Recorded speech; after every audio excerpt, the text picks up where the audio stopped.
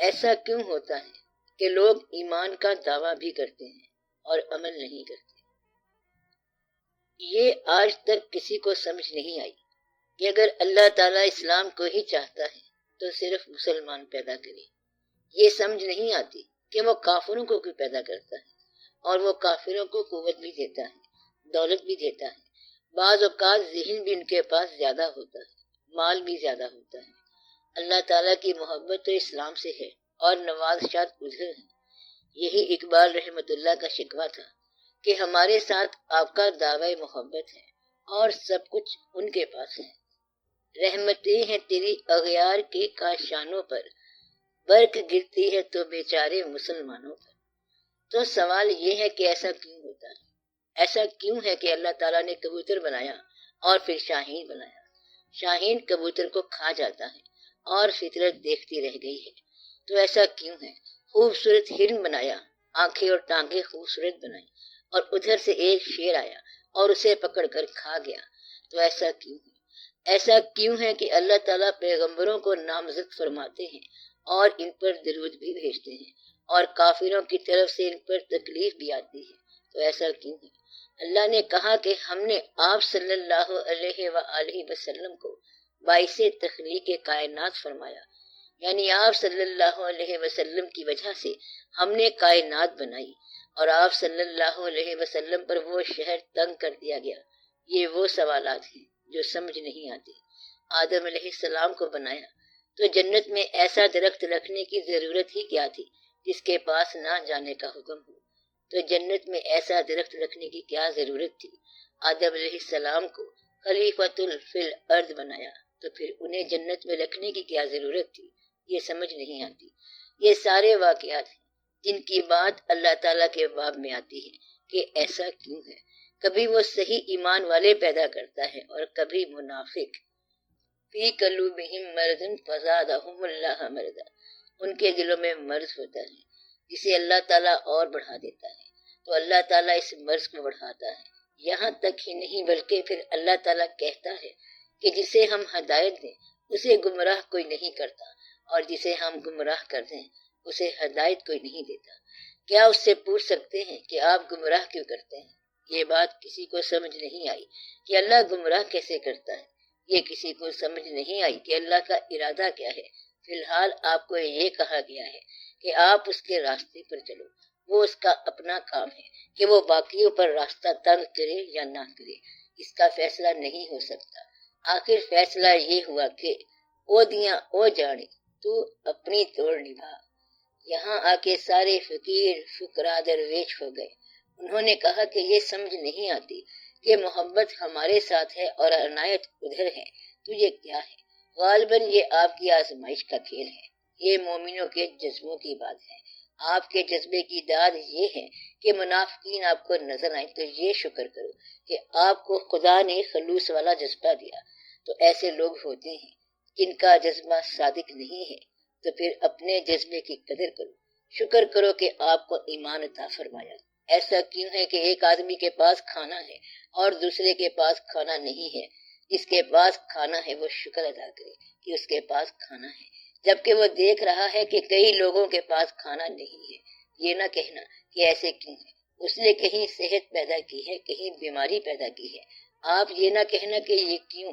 اللہ تعالیٰ جو ہے وہ بیک وقت دو چیزوں کا خالق ہے، اور یہ دونوں چیزیں بڑی متضاد ہیں۔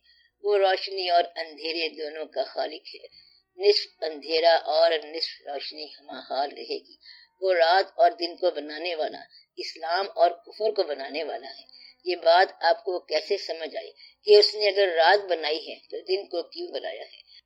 اگر دن بنایا ہے تو ایک سورج ادھر لگا دیتا، دوسرا سورج ادھر لگا دیتا، دو بلب ہی لگانے تھے، ایک ہماری دنیا میں ہوتا اور دوسرا اس طرف کی دنیا میں ہوتا۔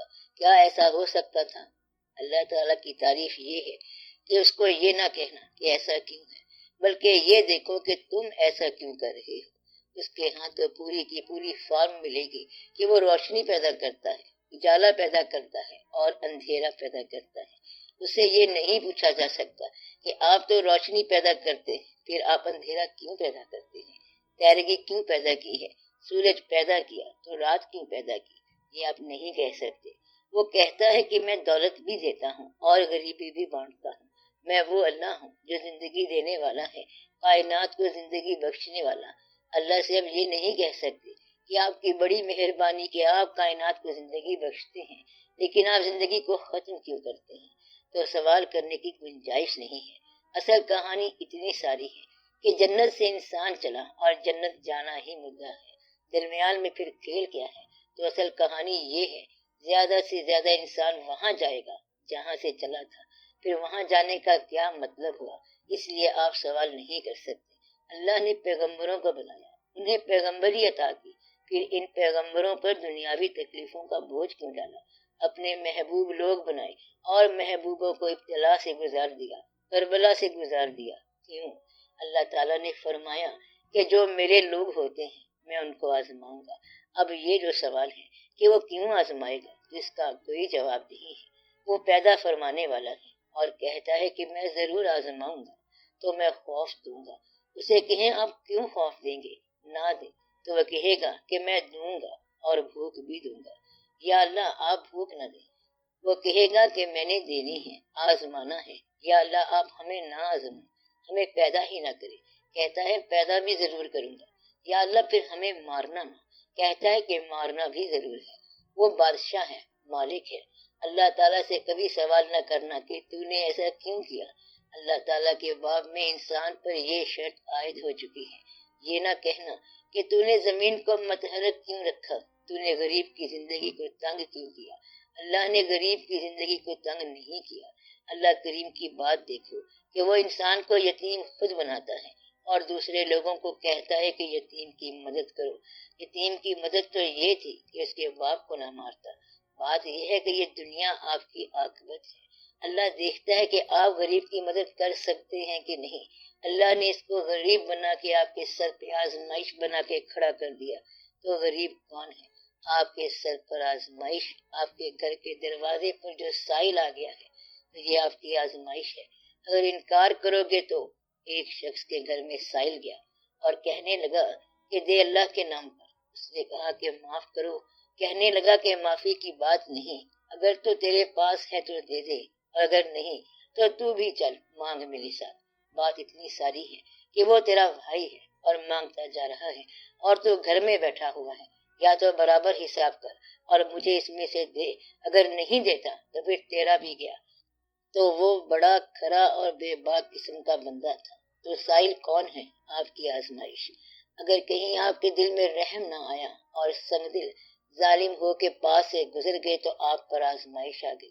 ایک حدیث قدسی ہے کہ اللہ تعالیٰ کچھ لوگوں سے کہے گا کہ میں بھوکا تھا اور تم نے کھانا نہ کھلایا، ہم پیاسے تھے اور تم نے پانی نہ پلایا، بیمار تھے تو تم نے بیمار پرسی نہ کی۔ انسان کہے گا کہ یا اللہ تو بھوکا کیسے تھا؟ اللہ کہے گا کہ وہ جو سائل تمہارے گھر آیا تھا اور بھوکا تھا اور تو نے اسے کھانا نہ کھلایا تو تیری نجات تو نہیں ہو سکتی۔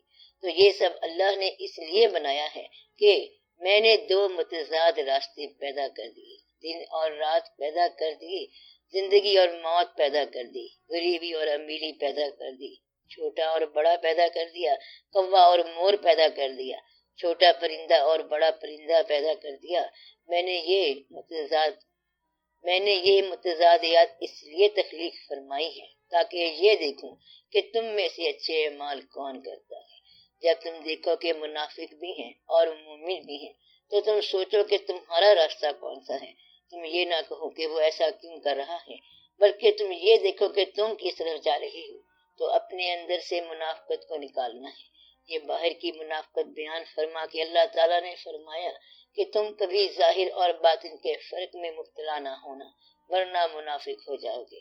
میں بار بار کہتا آ رہا ہوں کہ عین ممکن ہے کافر بچ جائے، عین ممکن ہے مسلمان بھی بچ جائے، لیکن منافق کا بچنا ممکن نہیں ہے۔ منافق جو ہے یہ دوہرا جھوٹ ہے کہ کافروں کا بھی جھوٹا ہے اور مومنوں کا بھی جھوٹا ہے۔ نہ وہ مومن ہے اور نہ کافر ہے، یہ جو بین بین ہے اس کی بچت نہیں ہوتی۔ تو اللہ نے فرمایا کہ تم منافق نہیں ہونا، ظاہر باطن کا فرق نہ رکھنا، یا رات ہو جاؤ یا پھر دن ہو جاؤ، درمیان میں نہ رہنا۔ اس لیے اللہ تعالیٰ کے بارے میں یہ بات ہے کہ آپ اس کو کیوں نہ کہنا، بلکہ تمہیں سے وہ پوچھے گا کہ تم نے ایسا کیوں کیا۔ تم نہیں پوچھ سکتے کہ اللہ نے ایسا کیوں کیا۔ یہ شیطان کا ڈائلاگ ہے اللہ کے ساتھ۔ شیطان نے کہا کہ آپ نے مجھ سے یہ کیوں کہا کہ سجدہ کرو، جبکہ آپ نے کہا تھا کہ سجدہ کسی اور کو نہ کرنا۔ میں آگ سے پیدا ہوا اور یہ مٹی سے پیدا ہوا۔ تو یہی تو شیطان ہے کہ غلطی کو کرنے کے بعد غلطی پر پہرا دینا شیطان ہے۔ اور انسان کیا ہے؟ غلطی کرنے کے بعد توبہ شروع کر دو، یہ انسان ہے۔ غلطی ابلیس سے ہوئی کہ سجدہ نہیں کیا، ابا واستکبرا، تو یہ بڑے غرور والا بیان ہے۔ وکانا من الکافرین، اور وہ کافروں میں سے ہو گیا۔ اور کسی سٹیج پر ابلیس نے اپنی غلطی کا اعتراف نہیں کیا، حالانکہ غلطی صریحاً ہے۔ غلطی یہ ہے کہ اس نے خدا کا انکار کر دیا، اور اگر جرم تنہائی کا ہوتا تو سزا تنہائی میں ملتی، مگر یہ جرم ہے محفل کا، اس لیے سزا بھرے بازار میں ہوگی۔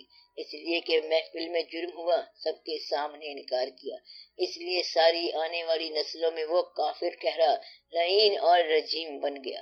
کوئی مخلوق ایسی نہیں ہوگی، کافر ہو یا مومن ہو، جہاں پر سیطان کا لفظ نہ آئے، یعنی لفظ شیطان نہ آئے، بلکہ یہ بار بار ہوگا۔ گویا کہ جس طرح کا انکار ہوگا ویسے ہی اس کی سزا ہوگی۔ تو آپ کبھی اللہ تعالیٰ سے یہ سوال نہ کرنا کہ اس نے ایسا کیوں کیا۔ اللہ تعالیٰ جو ہے وہ اپوزٹ چیزیں پیدا کرتا ہے، چھوٹا بڑا، غریب امیر، سیاہ سفید، ظاہر باطن، اول آخر، موجود لا موجود، آنا جانا، دن اور رات۔ اگر آپ یہ مان لیں اور اپنی ذاتی زندگی دیکھیں تو آپ کی زندگی میں آدھا دن ہوتا ہے اور آدھی رات ہوتی ہے۔ تو زندگی میں آدھی راتیں ہیں اور آدھے دن ہیں۔ آپ کی عمر اگر 50 سال ہو گئی تو 25 سال آپ اندھیرے میں رہے ہیں اور 25 سال آپ روشنی میں رہے ہیں۔ اگر زندگی سے اندھیرے کو نکال دو تو جس روشنی میں رہے ہو وہ بھی اندھیرے میں رہے ہو، یعنی کہ جب آپ کا کام روشنی والا نہ ہوا تو جس طرح روشنی ہے، اجالا ہے اور اندھیرا ہے، اسی طرح زندگی میں غم بھی ہے اور خوشی بھی ہے، آدھا غم آدھی خوشی، کیونکہ خوشی جو ہے وہ آتی ہے، آ کے ٹھہرتی ہے، اور کچھ عرصے کے بعد وہ غم بن کے رخصت ہو جاتی ہے۔ آپ یوں سمجھ لو کہ جس طرح انسان کی بیٹی ہوتی ہے، وہ اسے گھر میں پالتا ہے، وہ خوشی ہے۔ جب وہ دیکھتا ہے کہ بیٹی پل کے بڑی ہو گئی ہے تو وہ سوچتا ہے کہ اس کو نکال دیا جائے۔ نکال کا لفظ ذرا مشکل ہے، چلو رخصت کر دیا جائے، تو اس کا نام رخصت کرنا رکھا ہوا ہے، مبارک نام رکھا ہوا ہے، شادی نام رکھا ہوا ہے، لیکن ہے کیا؟ ہے تو نکالنا۔ اسی طرح خوشی جو ہے وہ انسان کے ہاتھ میں آتی ہے اور پھر غم بن کے آہستہ آہستہ رخصت ہو جاتی ہے، غم بن کے نکل جاتی ہے، تو آدھا اندھیرا آدھا اجالا، غم اور خوشی، اور اسی طرح اپنے دل کی حالت کبھی ماننے والا اور کبھی نہ ماننے والا، کبھی اقرار کبھی انکار۔ نہ اقرار کی صورت مکمل ہوتی ہے نہ انکار کی صورت مکمل ہوتی ہے، یہاں آ کے پھر انسان منافق بنتا ہے، اس کا اقرار اور انکار کے درمیان تذبذب رہ جائے۔ اس لیے اللہ تعالیٰ نے فرمایا ہے کہ اے ایمان والو، اس کو مکمل مان لو، تو اسے پورا مانتے جاؤ۔ بعد میں یہ تو ہو سکتا ہے کہ آپ کا عمل کمزور ہو، لیکن آپ کا یقین کمزور نہیں ہونا چاہیے۔ اگر اس سے پوچھا جائے گا کہ کیا تمہارا عمل پورا تھا تو وہ کہے گا کہ عمل تو کمزور تھا، اور کیا یقین پورا تھا؟ وہ کہے گا کہ یقین بڑا پکا تھا۔ منافق تو نہیں تھے؟ وہ کہے گا کہ نہیں۔ کبھی اسلام کے خلاف تو نہیں بولے؟ نہیں۔ کبھی اسلام کے خلاف بولنے والے کی بات تو نہیں سنی؟ نہیں۔ کیا تم نے کبھی اللہ کے خلاف بات کی؟ نہیں۔ کیا کبھی اللہ کے خلاف بات سنی؟ نہیں۔ ہم نہیں سنتے تھے، ہم تو اس کو اڑا دیتے تھے۔ اسی طرح وہ لوگ جو اتنے جذباتی ہیں کہ اللہ کے حبیب صلی اللہ علیہ وآلہ وسلم کے بارے میں کسی سے کوئی کمزور فکرہ نہیں سن سکتے، تو وہ ایمان والے ہیں۔ منافق وہ ہے جو کسی غیر کی بات اسلام کے خلاف سن لے اور کبھی مان بھی لے۔ اگر کوئی یہ کہے کہ آج کل کے زمانے میں مصروف زندگی میں اس میں 5 نمازوں کا وقت کیسے نکل سکتا ہے، دفتر بھی جانا ہوتا ہے، اوور ٹائم بھی لگانا ہوتا ہے، غریب بچے ہیں، انکم ہی نہیں ہوتی، اگر آپ نے کہہ دیا کہ ہاں 5 نمازوں کا وقت بڑا مشکل ہے، یہ تو زیادتی ہے، بس سمجھو کہ تم منافق بن گئے۔ تو منافقین اس طرح پیدا ہوتے ہیں، جہاں آپ اسلام کے خلاف کسی قسم کی نقطۂ آرائی کو سننا قبول کر لو۔ آپ بات سمجھ رہے ہیں؟ منافقت مسلمانوں کے لیے سب سے زیادہ خطرہ ہے۔ مسلمان کا کافر ہونے کا کوئی اندیشہ نہیں، منافق ہونے کا مطلب یہ ہے کہ نیت بد ہو اور عمل صحیح ہے۔ تو منافق کی میں کیا تعریف بتا رہا ہوں۔ وہ آدمی جس کا عمل ظاہراً صحیح ہے اور نیت اس کی بری ہے، اس کو ہم منافق کہیں گے۔ جو ظاہراً صحیح لگ رہا ہو اور باطن کی نیت اس کی صحیح نہ ہو تو اسے منافق کہیں گے۔ منافق اسے کہیں گے جو دو گروہوں کو بیک وقت قائم رکھنا چاہے، دین کو قائم رکھنا چاہے، کفر کو اور اسلام دونوں کو۔ وہ شخص جو بیان اور کرے اور زندگی اور طرح سے گزارے تو وہ منافق ہے۔ منافق کی بات بظاہر سچی ہو تب بھی سچ نہیں ہے۔ منافق کا کلمہ بھی کلمہ نہیں ہے جب تک بات اس کے دل میں نہ اترے۔ اس لیے اللہ تعالیٰ نے فرمایا کہ اے ماننے والو اور مان لو، اے ایمان والو اور ایمان لاؤ۔ ایسا نہ ہو کہ جب آپ تنہائی میں اپنے حیاتین کے پاس جاؤ، وسوسوں کے پاس جاؤ تو کہو کہ یہ تو ایسے ہی ہے، بس خیال تھا، بات تو کوئی نہیں ہے۔ انسان ماں باپ کے خلاف بولنا شروع کر دیتا ہے تو یہ منافق ہو گیا۔ اپنے بزرگوں کے خلاف بولے گا تو منافق ہو جائے گا۔ دین کی اساس کے خلاف اگر بول رہا ہے تو منافق ہو جائے گا۔ اگر مسلمانوں کے خلاف بول رہا ہے تو منافق ہوگا۔ مسلمانوں کے گروہوں میں تصادم کرا رہا ہے تو یہ منافق ہو گیا۔ امت کے درمیان فساد مچا رہا ہے تو یہ منافق ہو گیا۔ اپنے بارے میں کسی مبالغہ آرائی سے کام لے رہا ہے تو یہ منافق ہو گیا۔ اگر کوئی آدمی امام کہلائے، درویش کہلائے یا ولی کہلائے اور اللہ تعالیٰ نے اس کو وہ نہیں بنایا اور وہ اعلان کرتا ہے تو یہ منافقت ہے۔ ایک ایسا اظہار جو حقیقت میں نہیں یا ایسا اخفا جو بیان میں ہونا چاہیے، یعنی کسی حقیقت کو چھپانا یا کسی غیر حقیقی بات کو بیان کرنا منافقت ہے۔ آپ لوگ دعا کیا کریں کہ آپ کو صحیح راستہ ملے، صحیح راستے میں استقامت ہے۔ اللہ تعالیٰ سے یہ نہیں پوچھنا کہ تو نے ایسا کیوں کیا ہے، بلکہ ان لوگوں سے پوچھا جائے گا کہ ایسا کیوں ہے۔ تو اللہ کا فرمان ہے کہ نہیں ہے کوئی ایسا جو مجھ سے پوچھے کہ میں نے ایسا کیوں کیا، بلکہ وہی ہیں جو پوچھے جائیں گے۔